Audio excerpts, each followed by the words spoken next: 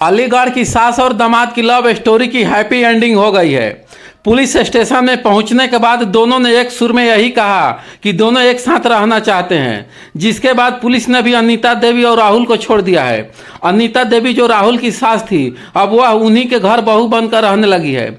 सबका इस मौके पर यही कहना है कि कलयुग में कुछ भी संभव है और वाकई में प्यार अंधा होता है। कहते थे कि दामाद के साथ भाग जाओ तो मैं भाग गई। 39 साल की अनीता देवी बोली, हर दिन ताना मिलता था, गाली सुननी पड़ती थी, कहते थे तू दामाद के साथ ही भाग जा, तो मैं सच में भाग गई। अनीता 25 साल के राहुल के साथ 9 दिनों तक घर से बाहर रही।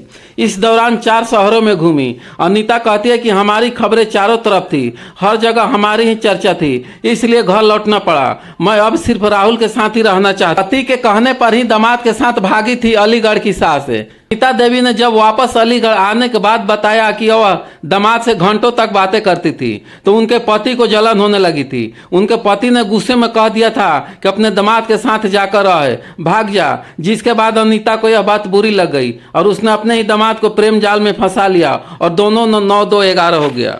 जिएंगे भी तो इन्हीं के साथ और मरेंगे भी तो इन्हीं के साथ, यह कहना है अलीगढ़ में अपने होने वाले दामाद के साथ ब्याह रचाने वाली सास वापस अपने घर आ चुकी है। वापस आने के बाद वह महिला थाने में ही बैठी हुई है। उसका कहना है कि वह वापस अपने घर नहीं जाएगी, बल्कि अपने दामाद के साथ ही रहेगी। सास और दामाद की इस लव स्टोरी को देखकर अब हर कोई हैरानी में है, दोनों एक दूसरे से कितना ज्यादा प्यार करते हैं। अलीगढ़ में अपनी सास को लेकर भागने वाला राहुल अब सफाई पेश करता हुआ नजर आ रहा है।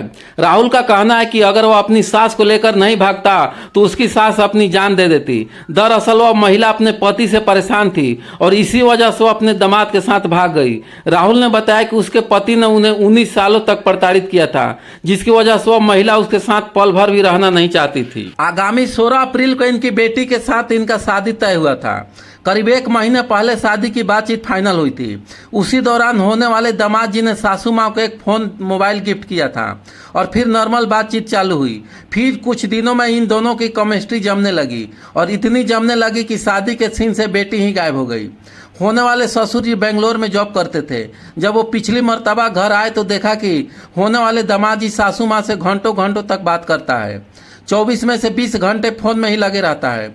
होने वाली बीबी तो कहीं है ही नहीं, कोई संपर्क नहीं, बस हरदम हर वक्त सासू माँ। अब शादी के 9 दिन पहले सासू माँ होने वाले दामाद जी के साथ फुर हो गई। घर में बेटी के लिए जो भी रुपए और गहने जेवरात जमा थे वो सब अपने साथ लेकर निकल गई। घर में अब कोई पैसा शेष नहीं रहा। इतना ही नहीं, होने वाले दामाद जी ने भागने के बाद होने वाले ससुर जी को फ़ोन करके बताया कि तुम लोगों ने सासू माँ को 20 साल तक बहुत परेशान किया है, सताया है, जुल्म किया है। अब इन्हें हमेशा के लिए भूल जाओ, ढूंढने की कोशिश भी मत करना।